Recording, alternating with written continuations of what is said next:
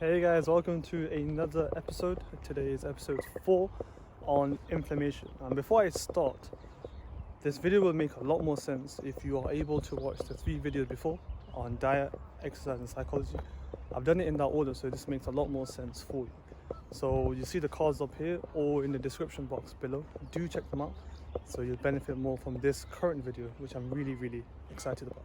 Right, so inflammation today. What I've done today for the first time ever is I put timestamps and a little infographic just over here, I hope, to help you follow through the video, because there's going to be a lot of topics today, so I don't want to make sure I don't lose you guys when I'm talking about it, because it's one of my favorite topics to talk about.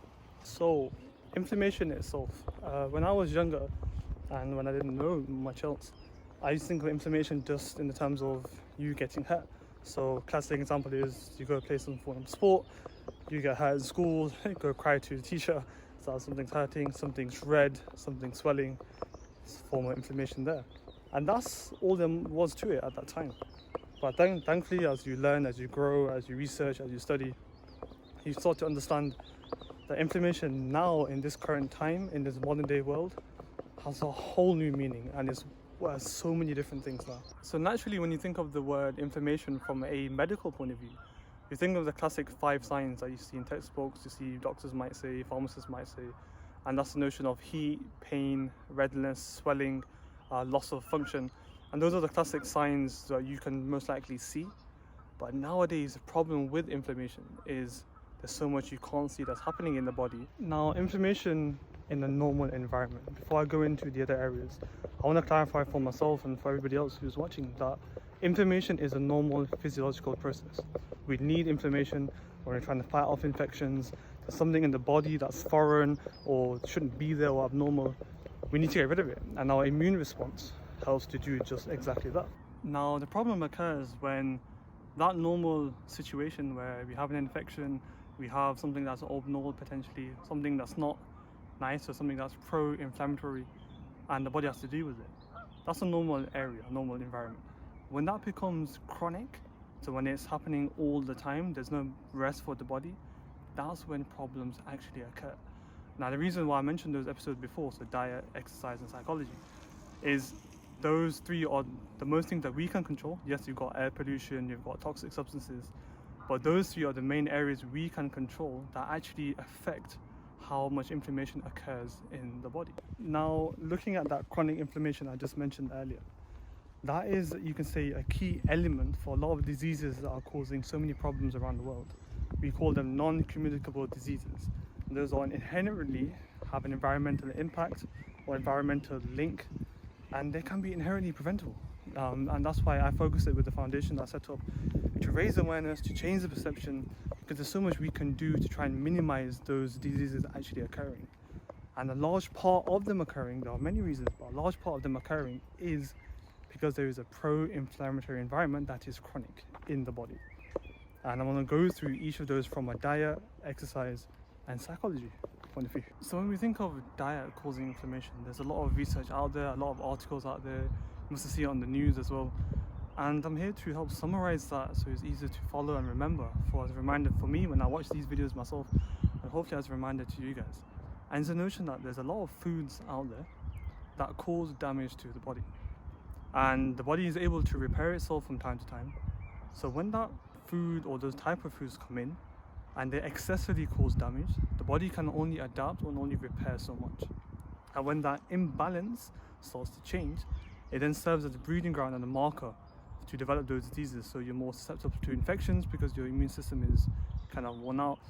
Certain cells are being damaged, so then it serves as constriction, for example, in blood vessels.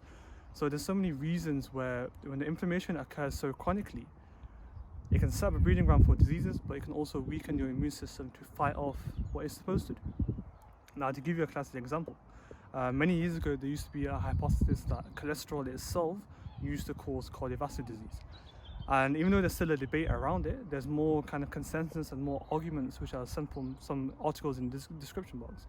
There's more consensus now that inflammation affecting the endothelial cells, so the cells that wrap up the blood vessel, start to cause problems with cholesterol, then it starts to cause atherosclerosis. So inflammation being a key marker that causes a lot of problems.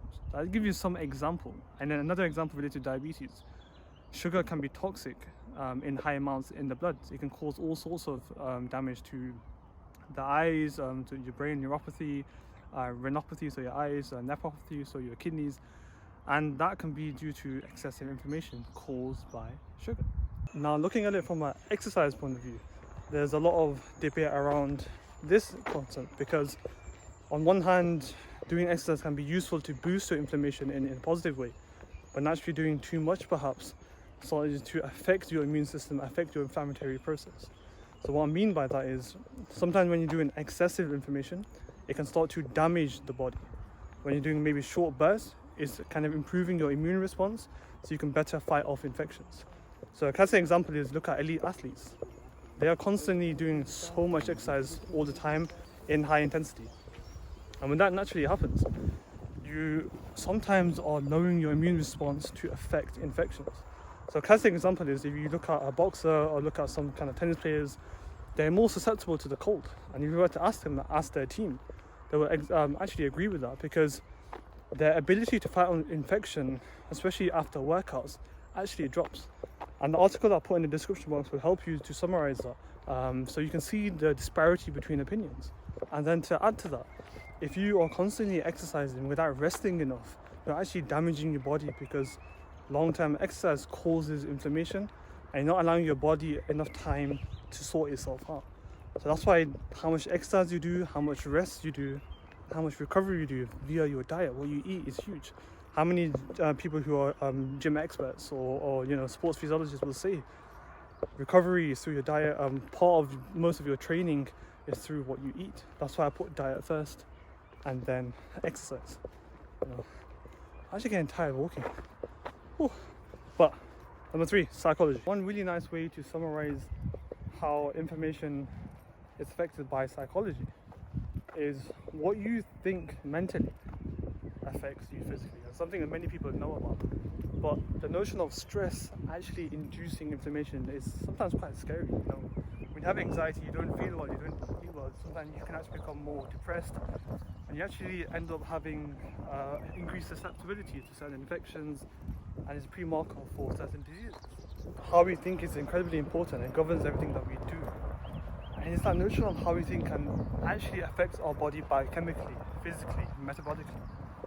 And for me, that actually serves as a real good reminder of, if something negative happens, try your best to look at the positives, because it's actually genuinely affecting your body. It's not just about the anxiety and depression. You're actually increasing your chances of certain diseases. You're increasing or you're decreasing your body's ability to fight off infections. That's how dangerous sometimes chronic negativity can be. So thinking about negative thoughts and going into that cycle. And that's why personally I feel mental health nowadays, which you've seen across the world, is becoming more and more important, and rightly so. But it's also, people think about just eating unhealthy foods.